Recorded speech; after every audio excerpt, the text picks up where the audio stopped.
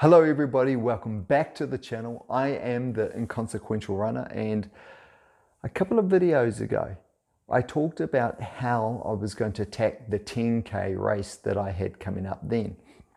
And that was about 10 days ago now. And how I was going to attack it was what I called the Prefontaine approach. I was going to go super hard at the start and then see if I can hold on. If I blew up, I blew up, it didn't matter. And if I was able to hold on, then I'd have a significantly better PB. Well, look, the first half of the race went really well. I was running basically my 5K pace and a fast 5K pace by the 5K mark. But the second half was, closer to a slow 10K pace. So it was about 4-minute kilometers for the second half, which on top of the first half probably wasn't so bad. So did it blow up? Absolutely. But this is what I learned from this. And this is the reason why I took the Prefontaine approach. Because I recognized I wasn't working hard enough in either my training or my racing. What I was trying to do was find an easy way to be able to get to better levels of performance.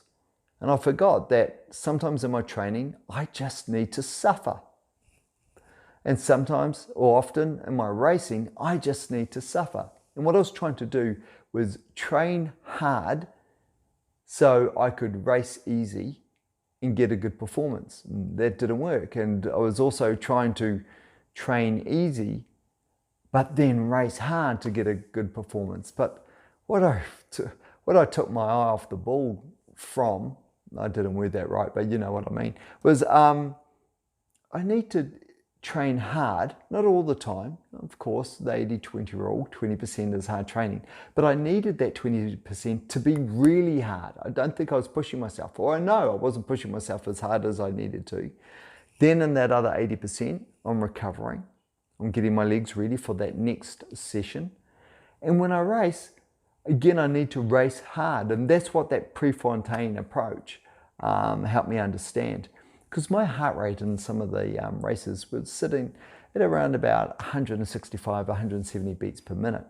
But in this recent effort, the maximum recorded was 207. That was a bit of a one-off, but I've had blocks of time where I was over 200 beats a minute. So I know I'm capable, I've got that engine, but I just wasn't going hard enough. So it was a bit of a lesson learned for me, which is a good lesson to learn, that, you know, I was taking things a little bit too easy. Now that's okay if I didn't want the results to come, but when I'm hunting for a new PB, then I've got to train as hard as I've ever trained before, and I've got to have everything else working well for me. Good sleep, good recovery, good nutrition, all those things.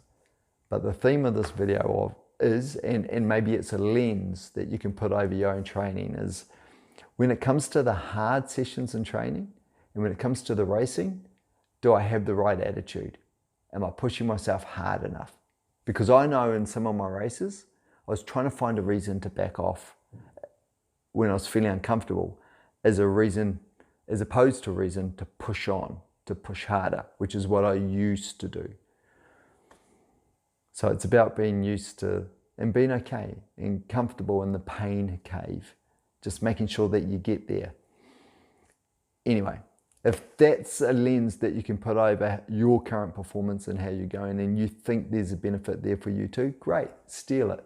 If not, if you're racing hard and you can taste, and I'm not recommending this, but if you can taste that hint of blood in the back of your mouth because your lungs are burning, sort of thing, then yeah, that's where I need to get back. So this is an advice to you. This is a lesson that I've learned for me. That's probably an important medical disclaimer of sorts. Okay, that's it for this short, sharp video. Coming back to you again with just other tips. Enjoy your running. Take care.